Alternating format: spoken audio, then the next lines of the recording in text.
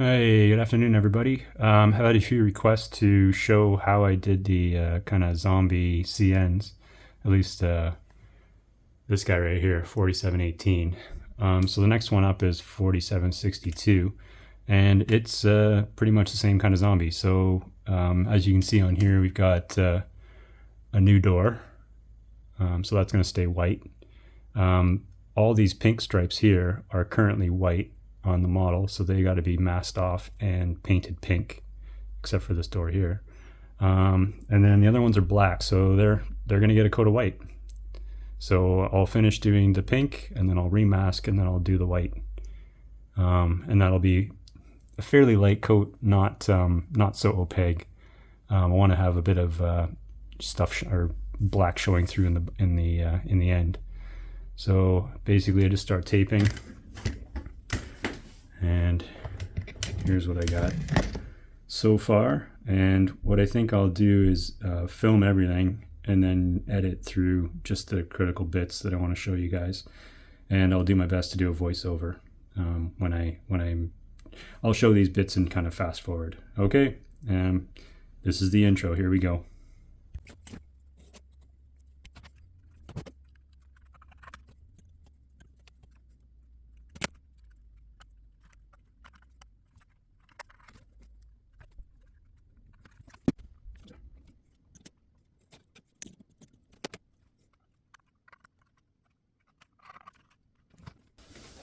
Okay, I'll pause here and say a few words about the tape I'm using. You guys are probably familiar with this blue tape. It's painter's tape. There's also a green tape. Never ever used the green tape. This is 3M blue tape. This one is good because it doesn't leave a sticky film behind. The green tape is terrible. It leaves stickiness all over your model. You guys are probably also familiar with this. This is Tamiya. This is 10 times, 20 times the price of this blue tape, and it has its purpose. However, I would say that it is not suitable for this purpose. It'll give you a very nice crisp line, but I think in this case you don't want a crisp line. This thing is nasty, and so if you get a bit of paint bleed under the tape, that's fantastic because you can work with that. So I'm not going to use this stuff on this model for doing the stripes, the Sergeant stripes. So keep it cheap and cheerful. Don't use the green, use the blue. That's my advice for doing these guys. You want a bit of paint bleed.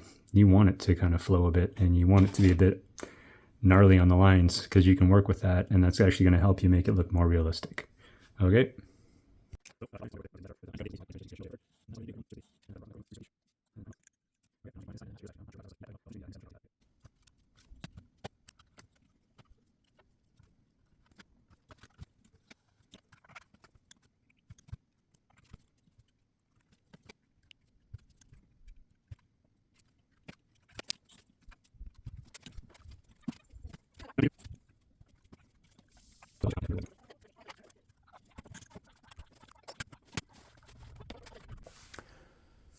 Okay, before I get going, I might as well show you guys what my setup is for airbrushing.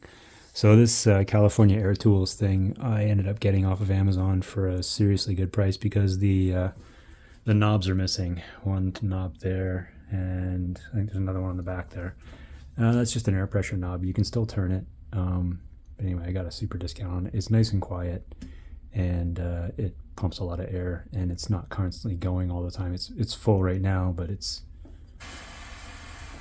not going. So anyway, and you can adjust the pressure there. Airbrushes, I have a Harder & Steenbeck Ultra. They have a new one out actually. I don't know how that one is, but this is the older one. This has a 0.2 needle in it, 0.2 millimeter needle. This one is fantastic with Tamiya paints. Do not put craft paints in this thing. Anyway, I use, I'll show you what I use with this guy. I also bought a cheap, I think there's a TimberTech, yeah. This is a 0.4 millimeter needle in it, and you can put craft paint in here, and I just mix that with alcohol, 70% alcohol IPA, and that's totally fine. Got to make sure you keep it clean. Don't let it dry out, but yeah, you can put craft paint through this guy. So I use this guy for like large areas to cover, like scenery and terrain and that kind of thing, and buildings. And then I use this guy's my detail brush. So I use this for all my rolling stock and locomotives. Yeah, basically I just have a station over here. I haven't used this yet, I just set it up, but I got my water bottle there. I just put some water in here, spray it in. I take my paint out of my Tamiya things with a paintbrush and then just kind of scooch it on the side of the cup there. Make sure it gets in. Q-tips, very handy. Have those definitely. I've got my eyedropper for getting my I might as well show you this now here. My thinner, I use X28 thinner with my Tamiya paints, and I use my eyedropper to get that out of there. I usually put maybe 10 to 12 drops in the cup, and then I mix. I'm usually really minuscule amounts of paint for what I do, unless I'm doing the whole body of the thing, then I'll just fill it up. Yeah, I have my mask here, my painter's mask that I have been using. This thing's fantastic. You know, it's getting a bit worn now, but keeps the fumes out of your lungs.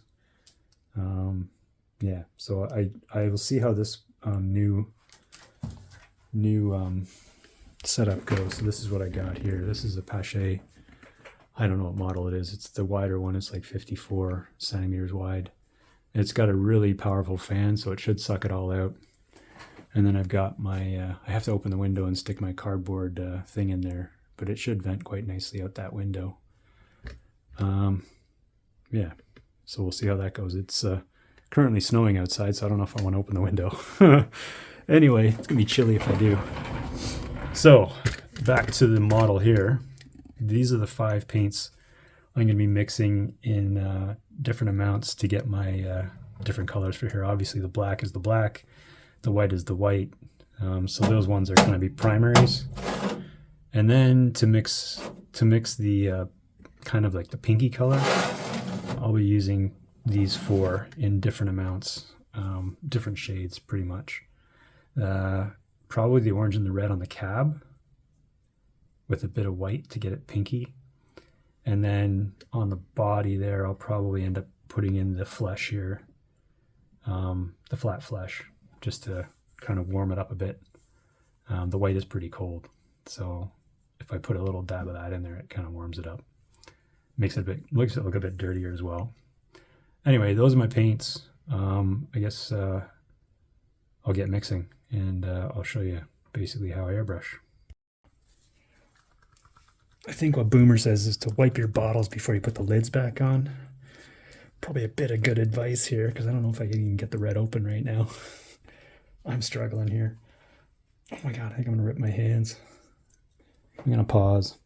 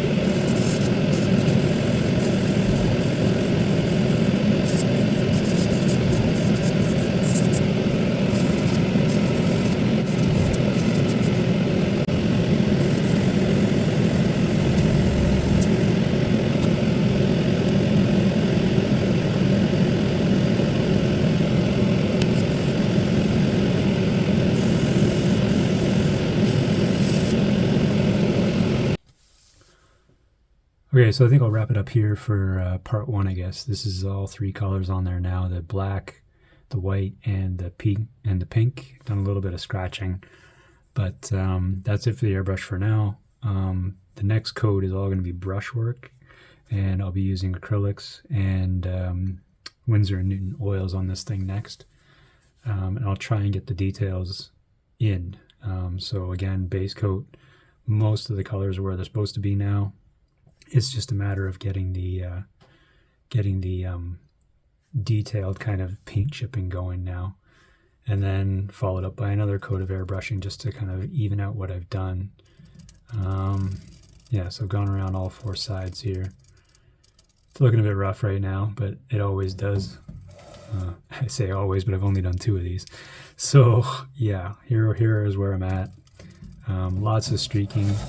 I'm going to use some white oils on the back of this thing because it seemed almost like the paint's dripping down the back end here from top to bottom. So I've just kind of mimicked it in with the airbrush, but then I'll have to do some more streaking, kind of similar to the way cement drips down a hopper, I guess.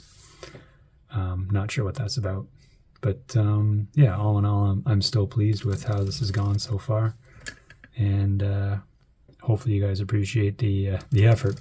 It's definitely harder to do while filming. Anyway, I'll wrap this one up and I'll show you the next step.